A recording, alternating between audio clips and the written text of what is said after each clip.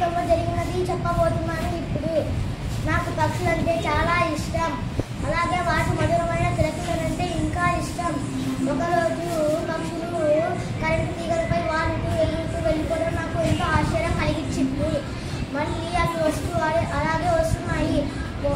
ఉదయం లేచి చూడగానే అక్కడ ఒక చిన్న పక్షి ఇరుక్కొని ఉంది. నేను ఆ పక్షిని కాపాడదామని చూస్తే అది ఎంతో ఎత్తులో ఉంది. నాకు ఆ పక్షి గురించి రోజంతా దిగులయ్యింది. ఉదయం మా నాన్న వచ్చి, "గురువు, ఎందుకురా నువ్వు ఇంత బాగా ఉన్నావు?" అంటే, "నాన్న, అక్కడ ఒక తీగలో పిచ్చుక ఇరుక్కొని ఉంది, దాన్ని మనం కాపాడాలి." అంటే మా నాన్న, "అక్కడ ఎంతో ఎత్తులో ఉంది, మనము దాన్ని ఎక్కలేము" అని చెప్పాడు. దీనికి విద్యుత్ ఆఫీసుకు వెళ్ళి ఎవరో ఒకరు కంప్లైంట్ ఇవ్వాలి, వాళ్ళు వచ్చి దీన్ని ఇరికిస్తారు అని చెప్తారు మా నాన్న. అప్పుడే నేను స్కూల్కి బయలుదేరుతూ ఉండగా నాకు ఆ పక్షి గురించి దిగులు వేసింది. అందుకని నేను వెంటనే విద్యుత్ ఆఫీసుకు వెళ్ళాను. అతనిని చూసి నేను, "సార్, వెంటనే కరెంటు ఆఫ్ చేయండి, లేదంటే ఆ పిచ్చుక చనిపోతుంది" అని చెప్పాను. అప్పుడే అతను నవ్వుకుంటూ, "పిచ్చుకేంటి, అదంతా ఏంటి" అంటే నేను తనకి వివరించాను. అక్కడ ఒక పిచ్చుక విద్యుత్ తీగపై ఇరుక్కొని ఎంతో కిలకిల కొట్టుకుంది అని చెప్తున్నాను. అప్పుడే సడన్గా తను, "సరే బాబు, నువ్వు ఎవరి కొడుకుని" అంటే నేను నారాయణ స్వామి గారి కొడుకుని అని చెప్పాను.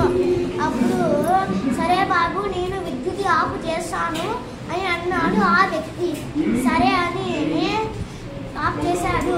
తర్వాత, "నేను మీ ఇంటికాడికి 3-4 ఒక ప్లంబర్లను పంపిస్తాను, వాళ్ళు ఆ విద్యుత్ తీగ నుండి ఆ పిచ్చుకను కాపాడతాను" అని చెప్పాడు.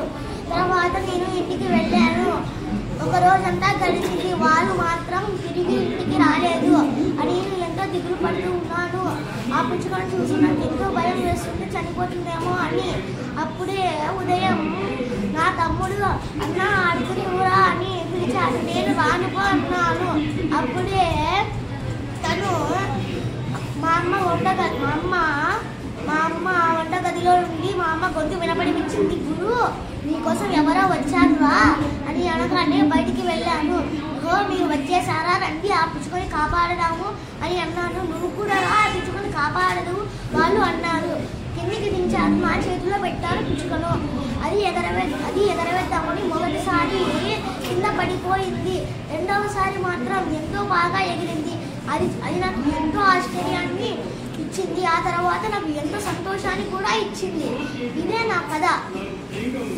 చాలా ఇష్టమైన కథ ఇది. మీకు కూడా ఇలాంటి కథలు ఏమైనా ఉంటే మీకు జరిగినవి చెప్పండి.